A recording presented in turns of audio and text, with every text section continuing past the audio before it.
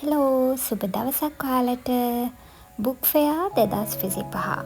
අද අපි බලමු බුක් ෆෙයා එකේ රවුමක්. මේ ඔයාලා දකින්නේ බුක් ෆෙයා එකට එන්ටර් වෙන තැන. ඔයාලා ටිකට්ස් ගන්න ඕනේ එන්ටර් වෙන්න. රුපියල් 20යි ටිකට් එකක්. ඒකේ වවුචර් එකක් තියෙනවා 20%ක් ඩිස්කවුන්ට් තියෙන සරසවි බුක් ෂොප් එකේ. ඉතින් මුලින්ම අපි ගියේ H හෝල් එකට. ඒකේ පොත් ගොඩක් තිබ්බා, ගොඩක් පබ්ලිකේෂන්ස් වලින් ගාපු. ඉතිං බබාලගේ පොත්, එතකොට ඩල්ස්ලගේ රීඩින් බුක්ස්, ඉංග්ලිෂ් බුක්ස් ඒ වගේ ගොඩක්ම තිබ්බා. හොඳම දේ තමයි කෑම වලට ලොකු ඉඩක් තියෙනවා. ඉතින් දවස එන්ජොයි කරන්න හිතාගෙන එන ඕනම කෙනෙක්ට එක විදිහේ කෑම බීම ස්ටෝල්ස් එක තැන්වල ගොඩක් තියෙනවා රස විඳින්න.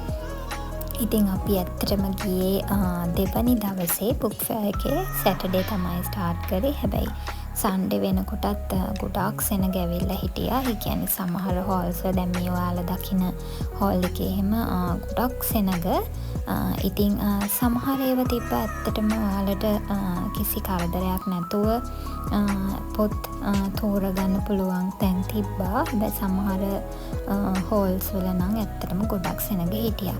මේ ඔයාලා දකින්නේ ජේ හෝල් එකේ. ඉතින් ඒකේ ගොඩක් පබ්ලිකේෂන්ස් වලින් ඇවිල්ලා තිබ්බ තව අලුත් ගොඩක් අලුත් ප්‍රකාශන ඉදිරිපත් වෙලා තිබ්බා. 2024ත් එක්ක කම්පෙයාර් කරලා බලනකොට එක ටොපික්ස් වලින් තියෙන විවිධ පබ්ලිකේෂන්ස් දකින්න තිබ්බා. ඉතින් ඔයාලා තාමත් බුක් ෆෙයා එකට ගියේ නැත්නම් ඔන්න ඔයාලට තාමත් කල් තියෙනවා බුක් ෆෙයා එකට ගිහින් ඒ එක්ස්පීරියන්ස් එක ගන්න. ඇත්තටම පොත් ගන්න එකම විතරක් නෙමෙයි ඒ දවස් ඔයාලට එන්ජොයි කරන්න පුළුවන්. ඇත්තටම පොත් කියන්නේ අපිට දැනුම ගොඩක් ගෙනල්ලා දෙන දෙයක් නේ. අපිට විතරක් නෙමෙයි මේ පොතක් අපේ ඊළඟ පරම්පරාවට පුංචි බබාලට වුණත් මේ දේවල් වලින් පොත් පරිශීලනය කරන්න ලොකු උනන්දුවක් ඇති වෙනවා. මොකද අපිට මෙතෙන්ට ගියාම පේනවා ලංකාවේ මිනිස්සු කොච්චර පොත්වලට උනන්දුවක් දක්වනවද, පොත් කියවන්න කැමතිද කියලා. ඉතින් ඔයාලා මේ දකින්නේ කේ හෝල් එකේ ඔෆිස් වර්ක්ස් ස්ටෝල් එක. ඇත්තට මේකේ ගොඩක් ඩිස්කවුන්ට්ස් එක්ක බඩු තිබ්බා. දැන් ඒ වගේම තමයි මේ වගේ ටිකක් සෙනග අඩු ඒරියාසුත් තියෙනවා. ඔයගොල්ලෝ යනකොට ගොඩක් තැන්වල සමහර තැන්වල සෙනග වැඩි නම් මේ වගේ තැනකට ආවොත් ටිකක් නිදහසේ පොතක් තෝරගන්නත් පුළුවන් තැන් තියෙනවා. ඉතින් පොඩක් ඇවිදලා කරලා බලලා හොයාගන්න.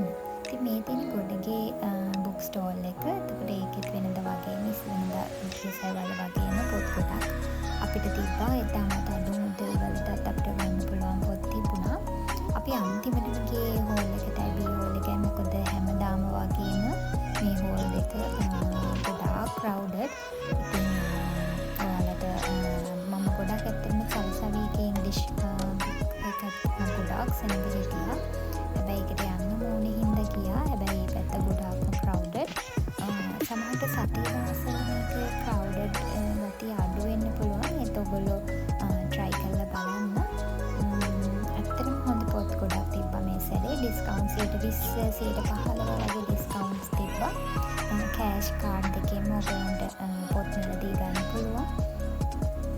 ඉතින් මේ තියෙන්නේ ඩී හෝල් එක. ඉතින් ඩී හෝල් එකෙත් අනිත් හෝල්ස් වල වගේම හිටියා. ඉතින් මේ ඔයාලා දකින්නේ මම ගත්ත පොත්. මම මගේ පොඩ්ඩට පොත් ගොඩක් ගත්තා. ඇත්තටම යාළුවා තමයි ගොඩක් ගත්තේ. ඉතින් සිංහල, ඉංග්‍රීසි, ඊට පස්සේ ඇක්ටිවිටි බුක්ස් ඒ වගේ තව ගොඩක් දැන් මේ දකින මේ පුංචි පොත් සෙට් එකම ඇත්තටම රුපියල් 200යි තිබ්බේ. පොඩි පොත් 6ක් තිබ්බා ඒ සෙට් එකේ. ඒ වගේම තව එක ප්‍රකාශන වලින් තිබ්බ පොතුත් ගත්තා. ඒ වගේම ස්ටේෂනරි වලටත් ලොකු ඩිස්කවුන්ට්ස් තිබ්බා. මේ ඔයාලා දකින්නේ ෂර්ලොක් හෝම්ස් ට්‍රාන්ස්ලේෂන්ස් කීපයක් ගත්තා. ඒ වගේම මේ ඉකිගායි පොත ගොඩක් රිවිව්ස් තියෙන පොතක්. ඒ වගේම good vibes good lives book එක.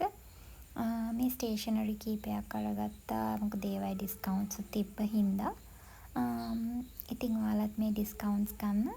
බුක් ෆෙයා යන්න අමතක කරන්න එපා. 2025 වගේම පොත් විතරක් නෙමෙයි. ඔයාලට හොඳ මතකයක් එකතු කරගන්නත් පුළුවන් 2025 අවුරුද්දේ අන්තිම කාලතුවට. ඉතින් එහෙනම් ආයෙත් දවසක මේ වගේ ලස්සන වීඩියෝ එකක් අරගෙන ඔයාලත් එක්ක එක බෙදා ගන්න එන්නම්. එහෙනම් ඔයාලා හැමෝම බුක් ෆෙයාර් යයි කියලා හිතනවා. සුබ දවසක්. ගිහින් එන්නම්.